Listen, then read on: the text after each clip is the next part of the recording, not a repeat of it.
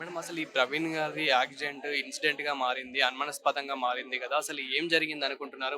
ప్రవీణ్ గారు మాకన్నా ఎక్కువ మీకు ఇంకా తెలుసు కాబట్టి మీరు కూడా ఎక్కువ కలుస్తూ ఉంటారు కాబట్టి అసలు ఏం జరిగింది అంటే చూడండి, జరిగింది ఘటన జరిగింది, అందరం బాధపడుతున్నాం. మేబీ మనం పోస్ట్ మార్టం రిపోర్ట్ వచ్చే వరకు అండ్ చట్టాలు కూడా తప్పకుండా న్యాయం చేస్తాయనే విశ్వాసంతో ఉన్నాము. మున్ముందు ఇటువంటి సంఘటనలు జరగకుండా ఎక్కడికి వెళ్ళినా ఒక గ్రూప్ మెసేజెస్ పెట్టుకొని మేబీ ఇట్స్ యాక్సిడెంట్ అంటే ఆ టైంలో అంబులెన్స్ అటువంటి ఉండుంటే ఆయన బ్రతికుండేవారేమో. సో ఎక్కడికి వెళ్ళినా క్రైస్తవులు ఈ అంత్య దినాలలో, భయంకరమైన దినాలలో వ్యతిరేకులతో ఉన్నారు కాబట్టి ఇన్ఫార్మ్ చేసుకుని ఒక టీమ్గా వెళ్తే బాగుంటుంది అనేది మన ఆలోచన. అండ్ రిపోర్ట్స్ అయ్యి వచ్చే వరకు వీ విల్ వెయిట్. అండ్ అదే విధంగా అంటే ప్రవీణ్ గారు అసలు ఎలా ఉండేవారు ఏంటి? ప్రవీణ్ గారు అసలు ఎలా ఉండేది?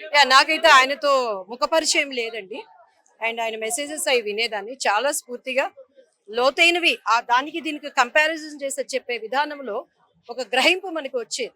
మీకు తెలిసినంత వరకు మేడం అంటే ప్రవీణ్ గారికి ఎక్కువ బెదిరింపు కాల్స్ వచ్చాయని చెప్పేసి విన్నాము. సో మీకు తెలిసినంత వరకు ఇలా ఏమైనా ప్రవీణ్ గారికి శత్రుత్వం అనేది ఉందా? యా, అది పర్సనల్ గా ఐ డోంట్ నో అండి. రెండు చేతులు కలిస్తేనే చప్పట్లు. నేను కూడా ఒకటే చెప్తాను, ఆ రోజు యేసుక్రీస్తు వారు ఏర్పరచుకున్న 12 మంది శిష్యుల్లో మాదిరిగా ఉన్న పౌలు గారు చెప్తున్న మాట, మేము సిలువ వేయబడిన క్రీస్తును, పునరుద్ధానుడైన క్రీస్తును, రారాజుగా రానై ఉన్న క్రీస్తును మాత్రమే ప్రకటిస్తున్నాం. అంతేగాని తర్కించాలంటే ఆ దేవాది దేవుడు నోటి మాటతో సమస్తం చేసిన వాడు అన్నీ చేయగలరు. క్రైస్తత్వం అనేది ఒక తగ్గింపు, క్రైస్తత్వం అనేది ప్రేమ, క్రైస్తత్వం అనేది ఆరోగ్యకరంగా ఉండాలి. ఎవరిని మనం కించపరచకూడదు, ఇటువంటి వాటికి దారి తీయకూడదు. మనమందరం ఒకటే. ఫస్ట్ మానవ కులం, బోధకులం. అసలు ఫస్ట్ ఖండించాల్సింది యేసుక్రీస్తు వారు అంటే మతం కాదు. ఈ రోజు క్రైస్తవ సమాజంలో దైవజనులు మాకన్నా ముందున్న వారు. మాది చాలా చిన్న క్రైస్తవ జీవితం. ఇది మత మార్పిడి అంటే ఎందుకు ఒప్పుకుంటున్నారు? బైబిల్లో ఎక్కడ లేదు. ఇది I'm the way, I'm the truth, I'm the life అన్నారు ఆయన. ఈ మార్గం ఎవరిని బలవంతంగా తీసుకురాలేదు.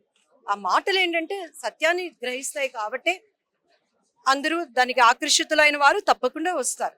సో మరి ఇటువంటివి జరగకుండా మనము అందరూ కూడా ఒక గ్రూపుగా ఉండి. అంటే మేడం ఆ యాక్సిడెంట్ చూసినప్పుడు మీకేమనిపించింది? ఆ విజువల్స్ మీరు ఆల్రెడీ చూసుంటారు కొన్ని. సో అసలు ఎలా అనిపించింది? అవన్నీ చూస్తుంటే మీకు ఎలా అనిపించింది? అంటే ఏది కూడా క్లారిటీగా లేదు కదండి. ఈవెన్ బైక్ మీద ఉన్నది ప్రవీణ్ గారు అనేది కూడా మనకి తెలియటం లేదు. సో ఇక సాక్ష్యాల ఆధారాలు వచ్చినప్పుడే.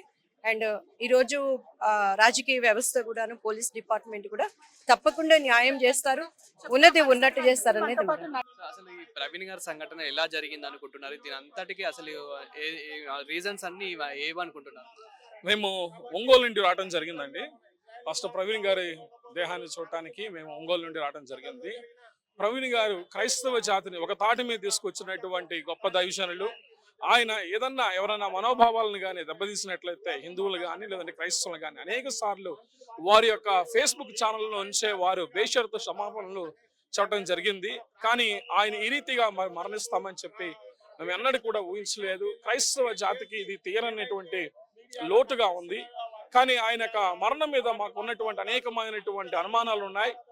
మేము ప్రభుత్వం మీద మాకు నమ్మకం ఉంది, గవర్నమెంట్స్ మీద మాకు నమ్మకం ఉంది, న్యాయము జరుగుతుందని చెప్పి నమ్మకంతో దేవుని మీద మేము భారం వేసి ఖచ్చితంగా ప్రభుత్వ అధికారులు దీని మీద ఒక సిబిఐ కమిటీ కానీ లేకపోతే ఇంకేదైనా అధికారులతోటి, ఉన్నత అధికారులతోటి ఒకటి ఏర్పాటు చేసి దీని మీద తగినటువంటి న్యాయము చేయవలసిందిగా ప్రభుత్వాన్ని కోరుతా ఉన్నాం. ముఖ్యంగా ఆయన యొక్క హెడ్ లైట్ ని చూసినప్పుడు ముందు మాత్రమే దెబ్బలు తగిలిని, ఆ వెహికల్ కి ఎక్కడ కూడా హెల్మెట్ కానీ ఒక డెంట్ కానీ ఇలాంటివి ఏమి కూడా లేనటువంటి పరిస్థితులు మేము చూస్తా ఉన్నాము.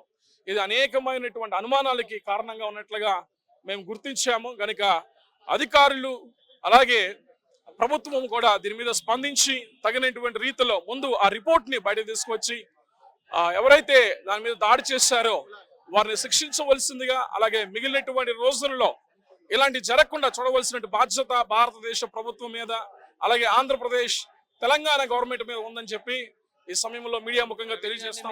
కలవడం జరిగిందా? ప్రవీణ్ గారిని మేము 2 సార్లు కలవడం జరిగిందండి. ఒంగోలు ప్రాంతానికి పాస్టర్లకి సమావేశంలో 2 సార్లు రావడం జరిగింది. ఆ సమయంలో మేము పాస్టర్ గారిని కలవడం జరిగింది.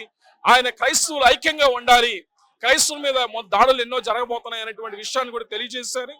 కానీ ఆయన మీద దాడి జరగడం అనేది చాలా మేము తట్టుకోలేనటువంటి స్థితిలో ఉన్నది అని చెప్పి ఈ సమయంలో మేము తెలియజేస్తా ఉన్నాం. అన్న అసలు ప్రవీణ్ గారికి ఏం జరిగింది అనుకుంటున్నారు? అసలు ఎలా ఇదంతా ఎలా జరిగిందని అనుకుంటున్నారు? ఇప్పుడు మనము ఖచ్చితంగా నిర్ధారణ అయింది ఏంటంటే ఇది మర్డరే, ప్రీప్లాన్డ్ మర్డరు. ఇది అది ఏదైతే ప్రమాదంగా చిత్రీకరించాలని ప్రయత్నాలు చేసారో ఆ ప్రయత్నాలన్నీ కూడా విఫలమయ్యాయి. ఇది 100% వాళ్ళు ఇది మర్డర్ గానే మేము భావిస్తా ఉన్నాము. ఎందుకంటే అక్కడ దొరికిన ఆనవాళ్ళవన్నీ చూసినప్పుడు ఖచ్చితంగా ఇది మర్డర్ గానే మేము భావిస్తున్నాము.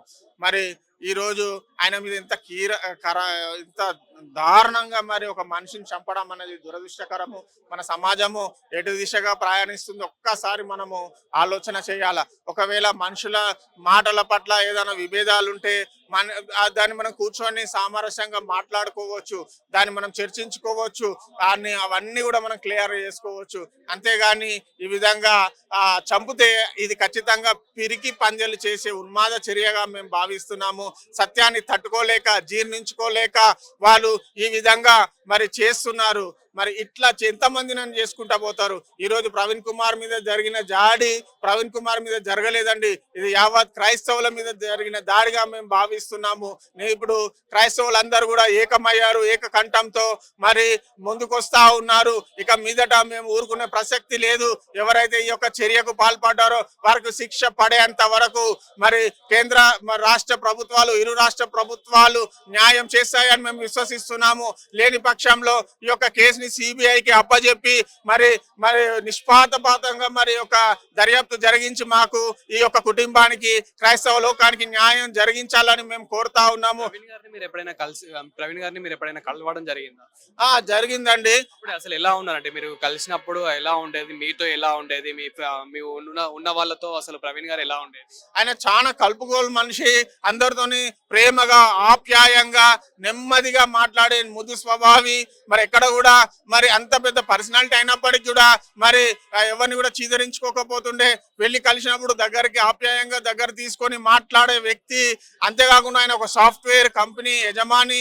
ఇద్దరు ఆర్ఫన్ పిల్లల్ని కూడా హక్కున చేర్చుకొని మరి ఆయన వాళ్ళని చేరదీసి వారిని సాగుతున్నాడు.